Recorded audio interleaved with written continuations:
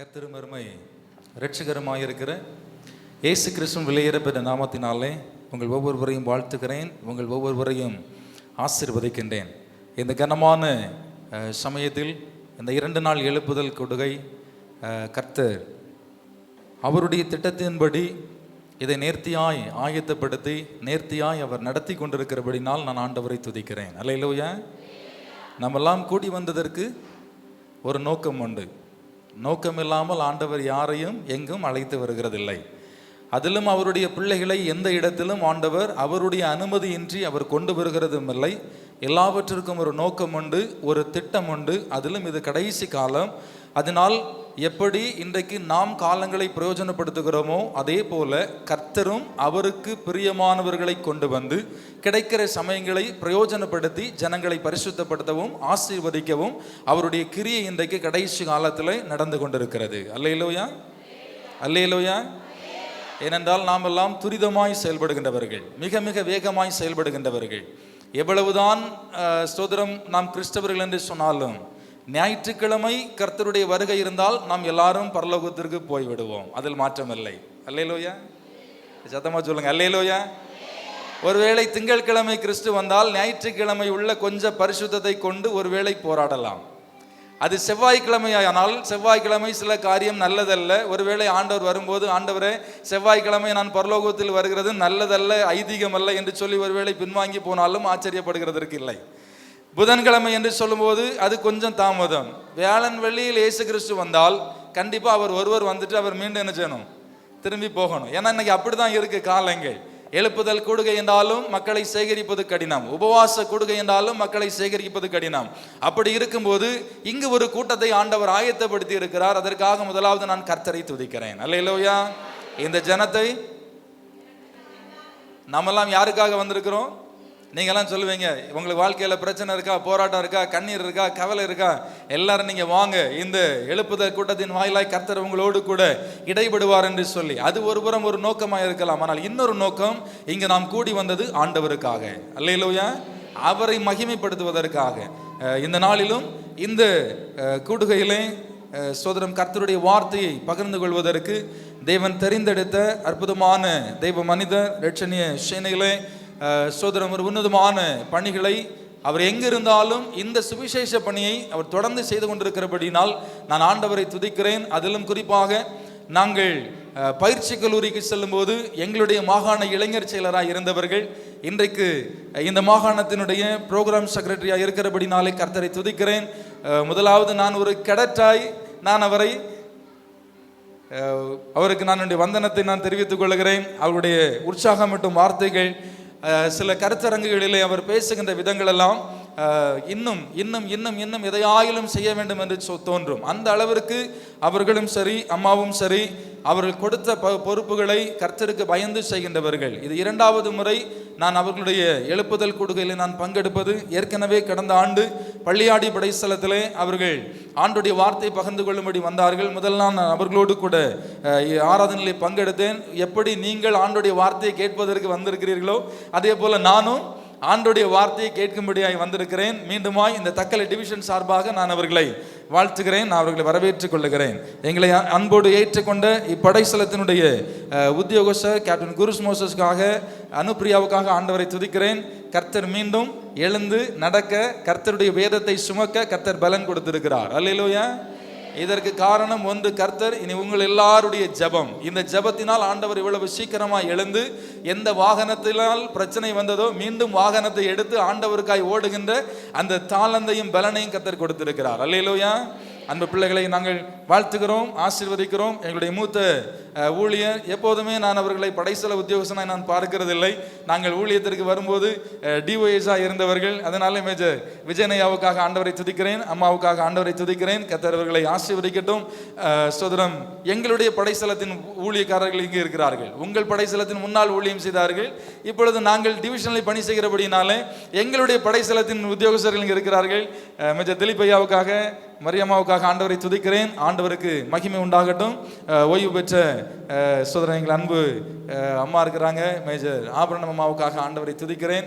கர்த்தருக்கு மகிமை உண்டாகட்டும். ஒருவேளை நீங்கள் நினைக்கிறீங்க ரெட்சனிசனை ஊழியக்காரர்கள் எல்லாருக்கும் பேரையும் சொல்லியாச்சு அப்படின்னு சொல்லி, உங்கள் எல்லாருக்கும் பேரையும் சொல்கிறதுக்கு நான் ரெடி. ஆனால் கர்த்தருடைய வார்த்தைக்கு நாம் காத்திருக்க வேண்டிய அவசியம் இருக்கிறபடினாலே என்னுடைய வார்த்தையை சுருக்குகிறேன். நான் உள்ளே நுழையும் போது வெளியே ஒரு சத்தம் கேட்டது. பொதுவாக எழுப்புதல் கூட்டம் என்று சொன்னால் யாரோ நான் நினைத்தது ஷாபின் பாட்டு பாடிட்டு இருப்பாரு அப்படின்னு சொல்லி. ஆனால் ஒரு குழந்தையினுடைய சத்தம் வெளியே கேட்டது. நான் யார் என்று உள்ளே நுழைந்து பார்க்கும்போது அன்பு சகோதரனுடைய மகள். நான் ஆண்டவரை துதிக்கிறேன். ஆண்டவருக்காக நிற்பது பெரிய ஒரு காரியம், அப்படிதானே? அல்லேலூயா.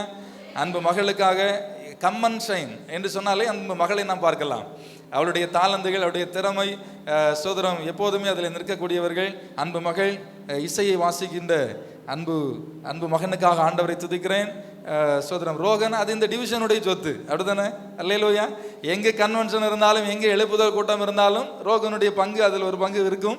அதற்காக நான் ஆண்டவரை துதிக்கிறேன், ஆண்டவரை மகிமைப்படுத்துகிறேன். பொதுவாக தலைமுறை மிக மிக கடினம். ஏனென்றால் அதிகமாய் பேசினால் அடுத்த வருடம் நீங்கள் கூப்பிட மாட்டீங்க, அப்படிதானே?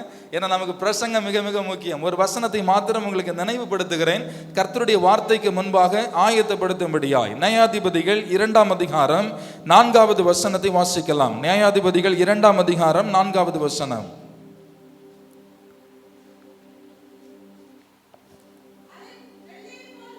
நியாயாதிபதிகள் 2வது அதிகாரம் 4வது வசனம். கர்த்தருடைய தூதனானவர் இந்த வார்த்தைகளை இஸ்ரவேல் புத்திரர் எல்லாரோடும் சொல்லுகையில் ஜனங்கள் உரத்த சத்தமிட்டு அழுதார்கள். அல்லேலூயா, அல்லேலூயா. சபை நாள் என்றால் என்ன? எழுப்புதல் கூட்டம் என்றால் என்ன? இந்த எழுப்புதல் கூட்டம் என்றால் ஒரு கமிட்டி. அந்த கமிட்டி சில பிளான்களை போடுகிறது. ஆலயத்தை அலங்கரிக்க, வருகின்ற ஜனங்களுக்கு ஆகாரம் கொடுக்க, வருகின்ற ஜனங்களை கனப்படுத்த, அவர்கள் தாமதமாய் திரும்பி போனால் பசியோடு போகக்கூடாது. இதற்கு அடுத்து ஒரு நல்ல ஊழியக்காரர் கர்த்தருடைய வார்த்தையை கொண்டு வர வேண்டும். இவைகள் எல்லாம் ஒருபுறம் இருக்கிறது. ஆனால் இதற்கு நடுவில் தேவ திட்டம் ஒன்று இருக்கிறது. அல்லேலூயா. நம்முடைய அலங்கார தோரணங்கள், நம்முடைய ஆயத்தங்கள் இதெல்லாம் ஒருபுறம் இருந்தாலும் தேவன் இந்த எழுப்புதல் கூடுகையிலே கிரியை செய்கின்ற ஒரு முக்கியமான காரணம் கர்த்தருடைய வார்த்தையை. வேதம் சொல்கிறது, கர்த்தருடைய தூதனானவர் இந்த வார்த்தைகளை இஸ்ரவேல் புத்திரர் எல்லாரோடும் சொல்லுகையில் ஜனங்கள் என்ன செய்தாங்களா? கர்த்தருடைய வார்த்தை அவங்களுக்கு கிடைக்கும் போது அவங்க உள்ளம் உடைக்கப்பட்டது. கர்த்தர் அவர்களோடு பேசினார், அவருடைய தவறுகளை சுட்டி காட்டினார், அவர்கள் எப்படி இருக்கணும்னு சொன்னார். நீங்க யோசுவாவின் புத்தகம் 24 அதிகாரத்தில் நீங்க நதிக்கு அப்புறத்தில் உள்ள தேவர்களை வழிபடுவீர்களோ, இல்லை என்றால் எமோரியர்களுடைய தேசத்தில் வழிபட்ட தேவர்களை வழிபடுவீர்களோ, நீங்க என்ன வேணாலும் பண்ணுங்க, நானும் என் வீட்டாரும் என்றால் கர்த்தரையே. இந்த ஆராதனை நீங்கள் குடும்பமாய் கர்த்தருக்கு உங்களை ஒப்பு கொடுப்பதற்கு தேவனால் ஆயத்தப்படுத்தப்பட்டிருக்கிறது. அல்லேலூயா, அல்லேலூயா. நீங்கள் யார் வந்திருக்கிறீர்கள், எந்த படைஸ்தலத்திலிருந்து வந்திருக்கிறீர்கள்? ஒருவேளை அது சேங்கர விளையா இருக்கலாம், மாங்குழியா இருக்கலாம், தலைக்குளமா இருக்கலாம், மணியங்குழியா இருக்கலாம். நமக்கு அருகாமையில் இருக்கின்ற அநேக படைஸ்தலத்திலிருந்து நீங்கள் வந்திருக்கிறீர்கள், உறவுகளாய் வந்திருக்கிறீர்கள். ஒன்றை மாத்திரம் புரிந்து கொள்ளுங்கள், நீங்கள் வந்ததற்கு ஒரு முகாந்தாரம் உண்டு. இந்த முகாந்தாரம் இன்றைக்கு நீங்கள் ஆண்டவரோடு பண்ண போகிற உடன்படிக்கை. அல்லேலூயா சொல்லுங்க, அவர் அல்லேலூயா சொல்லுங்க. அல்லேலூயா. இது தேவன் உங்களுக்கு கொடுத்திருக்கிற ஒரு சந்தர்ப்பம், ஒரு சமயம். இந்த சந்தர்ப்பத்தையும் இந்த சமயத்தையும் நீங்கள் பிரயோஜனப்படுத்திக் கொள்ளுங்கள். கர்த்தருடைய வார்த்தை போதிக்கப்படும் போது ஒருவர் கூட எழுந்து வெளியே போகக்கூடாது. அல்லேலூயா. ஒருவர் கூட எழுந்து வெளியே போகக்கூடாது. பொதுவாக எழுப்புதல் கூட்டத்துக்கு போனீங்களா? ஆமா. எப்படி இருந்துச்சு? சூப்பரா ஐயா பிரசங்கம் பண்ணாங்க. என்ன பிரசங்கம் பண்ணாங்க? அல்லேலூயா, அல்லேலூயா. நல்ல பிரசங்கம் பண்ணாங்க. எந்த வார்த்தையிலிருந்து பிரசங்கம் பண்ணாங்க? பைபிள்ல இருந்து தான் பிரசங்கம் பண்ணாங்க. அவரு 1 மணி நேரம் ஐயா பேசியிருப்பாங்களே, ஒரு வார்த்தை கூட உங்களுக்கு ஞாபகம் இல்லையா? நல்லா பேசினார், அவ்வளவுதான். அது இல்லை. எந்த வசனத்திலிருந்து துவங்குகிறார்கள், எந்த வழியாய் கர்த்தர் உங்களை நடத்துகிறார்.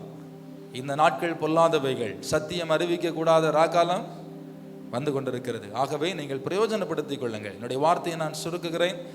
உங்கள் ஒவ்வொருவரையும் நான் வாழ்த்துகிறேன், ஆசீர்வதிக்கிறேன். என்னுடைய ஜெபம் இந்த இடத்திலிருந்து நான் சொல்வது ஒன்றுதான், ஒரு ஆத்துமா கூட நீங்கள் வந்த நிலையில் திரும்பி போகக்கூடாது.